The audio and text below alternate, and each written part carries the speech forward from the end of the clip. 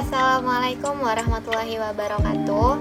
Saya Anissa Fiunita Baros dengan NIM HS 212008, Prodi Hukum Ekonomi Syariah, semester 3, kelas B. Adapun tujuan pembuatan video ini untuk memenuhi tugas individu mata kuliah manajemen dengan dosen pengampu Zainal Abidin MPDI.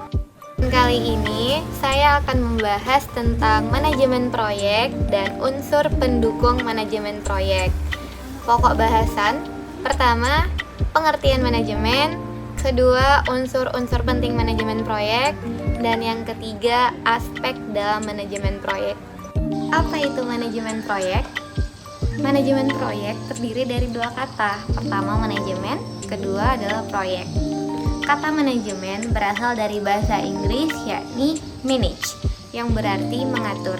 Manajemen merupakan suatu proses di mana individu-individu sebagai bagian dari organisasi yang dilibatkan untuk merencanakan, menjalankan, atau mengendalikan aktivitas yang kesemuanya diarahkan pada sasaran yang telah ditetapkan. Dan ini berlangsung terus-menerus seiring dengan berjalannya waktu. Agar proses manajemen berjalan lancar, maka diperlukan sistem serta struktur organisasi yang solid. Dalam organisasi, seluruh aktivitas haruslah berorientasi pada pencapaian sasaran. Sedangkan proyek didefinisikan sebagai sebuah rangkaian aktivitas yang saling terkait untuk mencapai suatu hasil tertentu dan dilakukan dalam periode tertentu. Proyek merupakan suatu tugas yang perlu dirumuskan untuk mencapai sasaran yang dinyatakan secara konkret serta harus diselesaikan dalam waktu tertentu dengan menggunakan tenaga manusia serta alat-alat. Jadi, manajemen proyek adalah penerapan keahlian, ilmu pengetahuan, keterampilan dengan sumber daya dalam mencapai sasaran yang telah ditentukan agar hasil lebih optimal dalam hal kinerja, waktu, dan keselamatan pekerja. Manajemen proyek juga dimaksudkan tentang seni memimpin organisasi yang terdiri atas kegiatan perencanaan, pelaksanaan, dan pengendalian terhadap sumber-sumber daya yang terbatas dalam usaha mencapai tujuan dan sasaran yang efektif dan efisien. Unsur-unsur manajemen proyek ini terdiri dari 4. Pertama ada planning, kedua ada organizing, ketiga actuating, keempat adalah controlling. Pertama, planning atau perencanaan. Perencanaan ini merupakan garis-garis besar rencana proyek. Tahap perencanaan ini akan menghasilkan gagasan dan ide untuk memenuhi kebutuhan studi, kelayakan, dan laporan hasil akhir. Perencanaan harus dibuat dengan cermat, lengkap, terpadu dengan tingkat kesalahan paling minimal. Dalam planning perencanaan mempunyai tahap-tahapan yang meliputi pertama, rekrutmen konsultan, kedua, pembuatan TOR, ketiga, survei, keempat, feasibility study kelayakan proyek, kelima, ada pemilihan desain, keenam, sistematis desain, dan terakhir, program serta budget financing. Kedua, ada organizing. Organizing atau pengorganisasian merupakan proses membagi kerja ke dalam tugas-tugas kecil, membebankan tugas-tugas pada seseorang sesuai dengan kemampuannya, dan mengalokasikan sumber daya serta mengkoordinasikan dalam rangka mencapai tujuan. Pada tahap organizing ini dilakukan identifikasi dan pengelompokan jenis-jenis pekerjaan, menentukan wewenang dan tanggung jawab personil, serta menentukan dasar hubungan masing-masing unsur organisasi.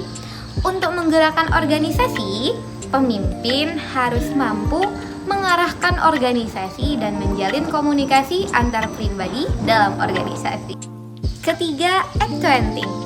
Actuating diartikan sebagai fungsi manajemen untuk menggerakkan orang yang tergabung dalam organisasi agar melakukan kegiatan yang sudah ditetapkan dalam planning tadi. Kemampuan pemimpin diperlukan pada tahap ini untuk menggerakkan, mengerahkan, dan memberikan motivasi kepada anggota serta berkontribusi bersama-sama dalam menyukseskan manajemen proyek sehingga mencapai tujuan yang ditetapkan sehingga tepat sasaran. Dalam fungsi accounting, ada tindakan yang harus dilakukan. Di antaranya, pertama, mengkoordinasi pelaksanaan kegiatan tadi. Kedua, berkomunikasi secara efektif. Ketiga, mendistribusikan tugas, wewenang, serta tanggung jawab. Keempat, memberi pengarahan, penugasan, dan motivasi. Dan yang terakhir, berusaha memperbaiki arahan sesuai petunjuk pengawasan. Keempat, controlling. Controlling adalah tindakan pengukuran kualitas dan evaluasi kerja. Controlling juga diikuti dengan tindakan perbaikan yang harus diambil terhadap penyimpangan yang terjadi, khususnya hal-hal yang terjadi di luar batas-batas toleransi. Controlling merupakan usaha dari perusahaan untuk mencapai tujuannya dengan cara membandingkan presentasi kerja dengan planning dan membuat tindakan yang tepat untuk mengkoreksi perbedaan yang penting. Tindakan controlling antara lain, pertama, mengukur kualitas hasil, kedua, membandingkan hasil terhadap standar kualitas, ketiga, mengevaluasi penyimpangan yang terjadi, keempat, memberikan saran-saran perbaikan, dan kelima, menyusun laporan kegiatan. Dalam manajemen proyek juga mempunyai aspek-aspek di dalamnya. Pertama, ada uang, kedua, anggaran biaya, ketiga, manajemen sumber daya manusia, keempat, manajemen produksi, kelima, harga, keenam, efek dan efisiensi, dan yang terakhir, pemasaran. Aspek keuangan. Hal ini berkenaan dengan pembelanjaan dan pembiayaan proyek.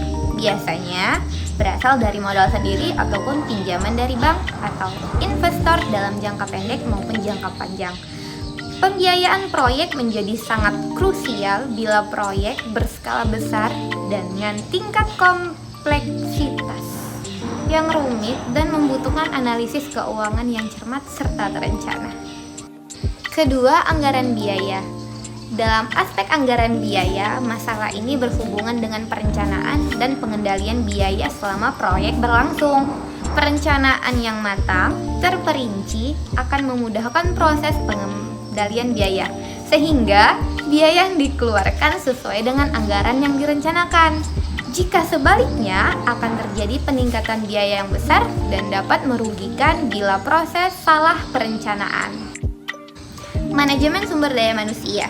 Masalah ini berkaitan dengan kebutuhan dan alokasi sumber daya manusia selama proyek berlangsung. Agar tidak menimbulkan masalah yang kompleks, perencanaan sumber daya manusia didasarkan atas organisasi proyek yang dibentuk sebelumnya dengan melakukan langkah-langkah proses staffing SDM, deskripsi kerja, penghitungan beban kerja, deskripsi wewenang, dan tanggung jawab sumber daya manusia, serta penjelasan tentang sasaran dan tujuan proyek. Dalam manajemen produksi, dengan hasil akhir dari proyek, hasil akhir proyek negatif bila proses perencanaan dan pengendaliannya tidak baik.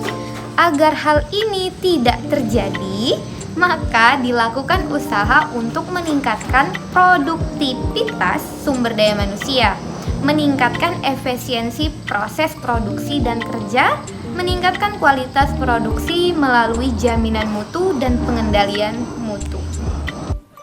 Aspek harga. Biasanya, masalah ini timbul karena kondisi eksternal dalam hal persaingan harga yang dapat merugikan perusahaan karena produk yang dihasilkan membutuhkan biaya produksi yang tinggi dan kalah bersaing dengan produksi lain. Keenam, aspek efektivitas dan efisiensi. Hal ini dapat merugikan bila fungsi produk yang dihasilkan tidak terpenuhi atau tidak efektif, atau dapat juga terjadi bila faktor efisiensi tidak dipenuhi, sehingga usaha produksi membutuhkan biaya yang besar. Aspek pemasaran.